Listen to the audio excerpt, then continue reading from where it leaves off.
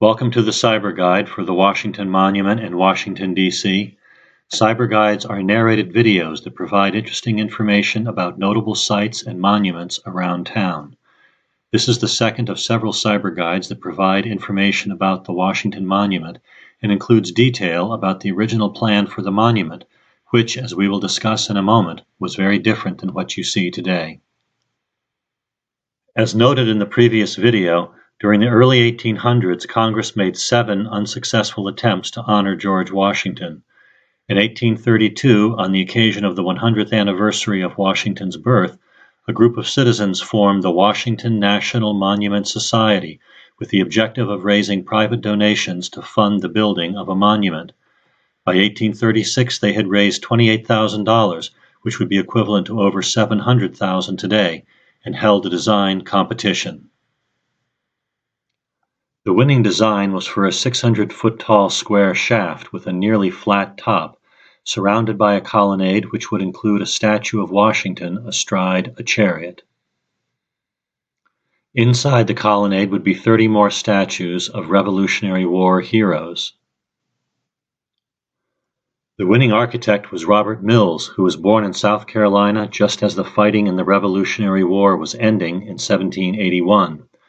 Mills studied architecture under James Hoban, who designed the White House, and was mentored by Benjamin Latrobe, who was one of several architects to work on the U.S. Capitol.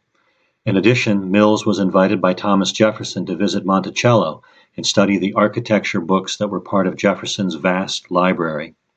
Among Mills's important early works was a monument to George Washington in Baltimore. Mills wrote several books, and after being appointed the architect of public buildings for the District of Columbia in 1836, entered a prolific phase that saw him design the Treasury Building, which stands right next to the White House, the Patent Office, which now houses Smithsonian art galleries, and the Post Office. When Mills died in 1855, the Washington Monument, generally considered to be his most identifiable work, was only partially completed. He is buried in Congressional Cemetery, which is located in southeast Washington. In 1848, a full 12 years after the contract was awarded, construction on the monument started, with the cornerstone being laid in an elaborate ceremony on July 4 of that year. The cornerstone, which was 6.5 feet square and 2.5 feet high, was a block of marble weighing 24,500 pounds. It had a hole cut into it that would hold a large zinc box filled with memorabilia, including 73 miscellaneous items such as a complete set of U.S. coins then in circulation and a Bible. It also contained 71 newspapers from across the country. The festive day included a parade of dignitaries and a Masonic ceremony using George Washington's gavel. In addition, the crowd of 15,000 to 20,000 onlookers were treated to a fireworks display in the evening. About a quarter of the shaft had been built when, in 1854, lack of money and organizational infighting within the Washington National Monument Society caused construction to stop. The onset of the Civil War and continuing lack of appropriations delayed the work on the monument until the late 1870s.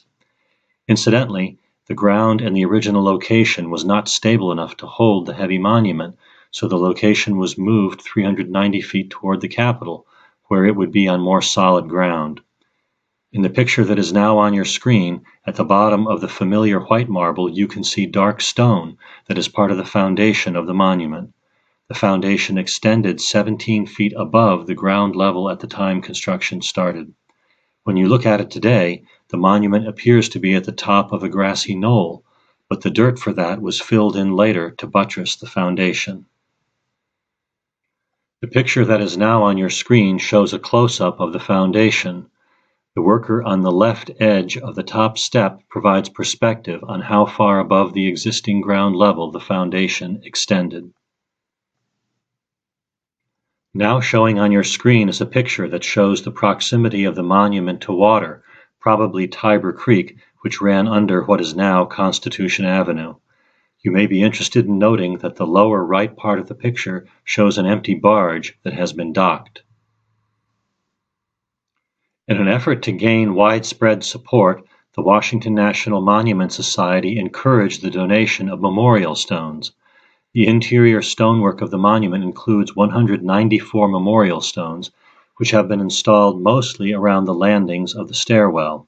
Some of the stones are gifts from states, such as the Virginia stone that appears on your screen, while others are gifts from foreign governments and benevolent societies. One of the memorial stones was donated by Pope Pius IX. Early in the morning on March 6, 1854, members of the anti-Catholic, anti-immigrant Native American Party, also known as the Know Nothing Party, destroyed the Pope's stone. The public was outraged at this act of intolerance, and donations to the monument dried up.